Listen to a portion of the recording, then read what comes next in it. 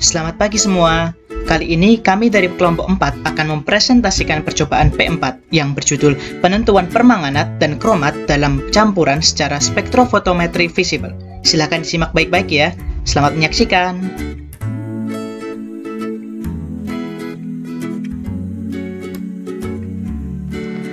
Tujuan dari percobaan ini adalah menentukan konsentrasi permanganat dan kromat dalam campuran secara spektrofotometri visible atau sinar tampak.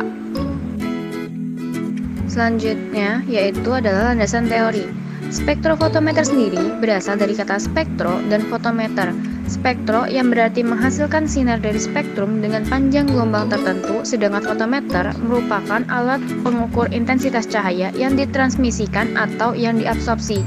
Menurut Skok pada tahun 2013, UV spektrofotometri merupakan alat yang umum digunakan untuk mendeteksi transmitan atau absorban cahaya yang melewati suatu material dengan panjang gelombang cahaya tertentu untuk keperluan menganalisis menggunakan sampel homogen atau larutan.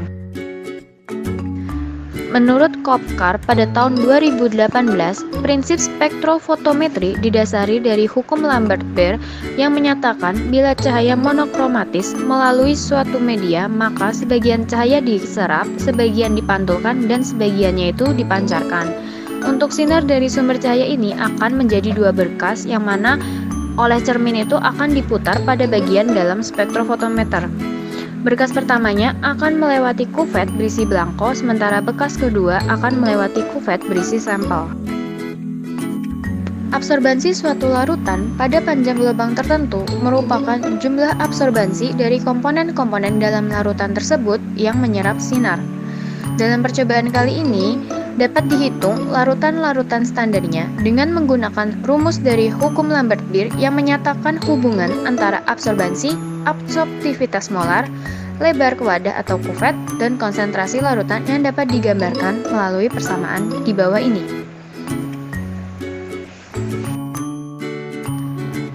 Pada percobaan kali ini digunakan dua senyawa, yaitu adalah kalium dikromat atau H2SrO4 dan kalium permanganat atau KMnO4. Senyawa K2SrO4 merupakan senyawa yang biasa digunakan sebagai agen pengoksidasi dalam senyawa organik berwarna kuning yang kerap digunakan sebagai indikator adanya perubahan gugus aldehid menjadi keton pada suatu reaksi. Kalium dikromat sendiri ini menyerap cahaya pada panjang gelombang antara 380 sampai 450 nanometer.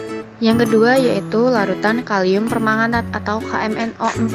Menurut Radis pada tahun 2002, KMnO4 merupakan senyawa anorganik yang kerap kali dimanfaatkan sebagai agen pengoksidasi.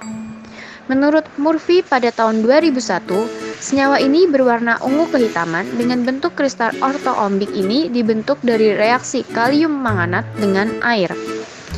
Sedangkan menurut Hamada pada tahun 2016, larutan KMnO4 sendiri memiliki warna ungu tua atau violet yang tinggi karena menyerap warna hijau atau hijau kuning antara panjang gelombang 500 sampai 550 nanometer.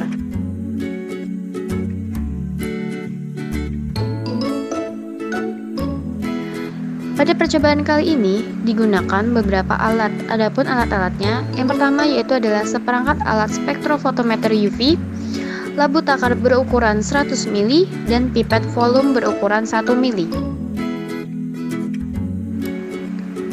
Sedangkan untuk bahan-bahannya yaitu adalah larutan KMnO4 standar dengan konsentrasi 0,001 molar, lalu larutan K2SrO4 dengan konsentrasi 0,001 molar, larutan NaOH, dan aquadet. Baik, selanjutnya kita menuju ke prosedur pelaksanaan praktikum ini. Prosedur ini sendiri terbagi menjadi dua, yakni prosedur penentuan absorptivitas molar larutan standar kalium permanganat dan kalium dikromat, serta prosedur penentuan konsentrasi kalium permanganat dan kalium dikromat dalam sebuah sampel. Pertama-tama, untuk prosedur penentuan absorptivitas molar. Mula-mula absorbansi alat dinolkan dengan menggunakan belangko pada lambda 450 nanometer.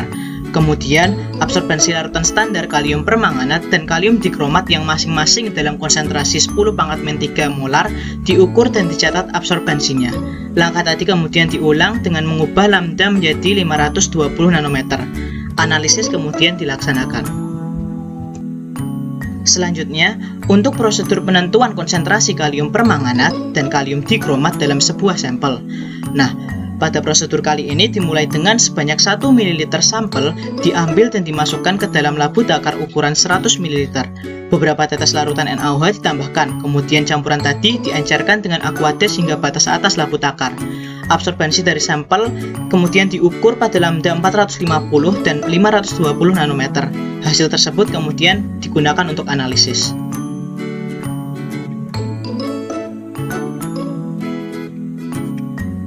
Berikut ini kami sajikan data percobaan yang kami dapatkan. Dalam menghitung absorptivitas molar larutan standar, kita gunakan persamaan Lambert-Beer yang dilambangkan dengan A sama dengan epsilon dikali B dikali C, yang mana di sini A adalah absorbensi, epsilon menunjukkan absorptivitas molar, B menunjukkan lebar kuvet, dan C mewakili konsentrasi. Berikut ini hasil perhitungan yang telah kami lakukan. Kemudian, untuk menghitung konsentrasi kalium permanganat dan kalium dikromat dalam cuplikan sampel, kita gunakan hubungan absorbensi total sampel sama dengan absorbensi kalium permanganat ditambah absorbensi kalium dikromat. Perhitungan dilakukan pada kedua lambda yang digunakan dalam pengukuran dan akan menghasilkan dua persamaan. Nah, kemudian persamaan 1 dan 2 ini dieliminasi dan didapati hasil sebagai berikut. Dari hasil yang kita dapatkan tadi, kita bisa mensubstitusikannya ke salah satu persamaan sehingga kita akan mendapatkan hasil konsentrasi dari larutan yang lainnya. Terakhir, untuk menentukan konsentrasi sesungguhnya dari permanganat dan dikromat dalam larutan sampel, kita tinggal mengalihkan masing-masing konsentrasi kalium permanganat dan kalium dikromat dalam cuplikan dengan faktor pengencerannya. Berikut ini hasilnya. Yang selanjutnya yaitu pembahasan. Pada percobaan kali ini dilakukan untuk menentukan konsentrasi dari permanganat dan juga kromat dengan menggunakan spektrofotometri visible. Nah, pada percobaan ini dilakukan uji absorbensi pada panjang gelombang 450 dan 520 nanometer yang didasarkan kepada hukum Lambert-Beer dengan rumus A sama dengan epsilon kali B kali C, yang mana dari rumus tersebut merupakan gambaran dari hubungan antara absorbensi, absorptivitas molar, lebar kuvet, dan juga konsentrasi larutan, yang mana dari rumus tersebut nantinya digunakan untuk menghitung besarnya konsentrasi dari ion permanganat dan juga ion kromat. Pada percobaan ini bisa kita awali dengan mengukur absorbensi dari masing-masing larutan standar, yaitu KMNO4 0,001 molar dan K2CrO4 0,001 molar, yang mana dari hasil pengukuran absorbensinya itu bisa kita gunakan untuk menghitung besarnya koefisien absorptivitas molar. Nah, karena pada percobaan ini kita menggunakan dua larutan yang berbeda, maka untuk pengukuran absorbensinya bisa kita lakukan dengan dua panjang gelombang yang berbeda, yang mana telah dipilih berdasarkan warna komplementer dari masing-masing larutan. Dari hasil percobaan didapatkan pada panjang gelombang 450 nanometer koefisien absorptivitas molarnya yaitu pada larutan standar KMNO4 dan larutan standar K2CrO4 berturut-turut sebesar 25 per cm molar dan 132 per cm molar. Nah, sedangkan pada panjang gelombang 520 nanometer didapatkan koefisien absorptivitas molar pada masing-masing larutan standar KMNO4 dan K2CrO4 secara berturut-turut sebesar 295 per cm molar dan 13 per cm molar. Untuk selanjutnya yaitu ada penentuan konsentrasi dari KMNO4 dan K2CrO4 dalam sampel. Nah, untuk prosedurnya itu pertama kita bisa mengambil 1 mili sampel lalu kita encerkan dengan NaOH hingga 100 mili. Setelah itu bisa kita ukur menggunakan spektrofotometer visible. Nah, tujuan dari pengenceran itu supaya warnanya itu tidak terlalu pekat dan juga terbaca pada saat pengukuran menggunakan spektrofotometer visible. Nah, selain itu penggunaan NaOH bertujuan untuk mengionkan seluruh ion-ion dari permanganat dan juga ion dari kromat dalam sampel.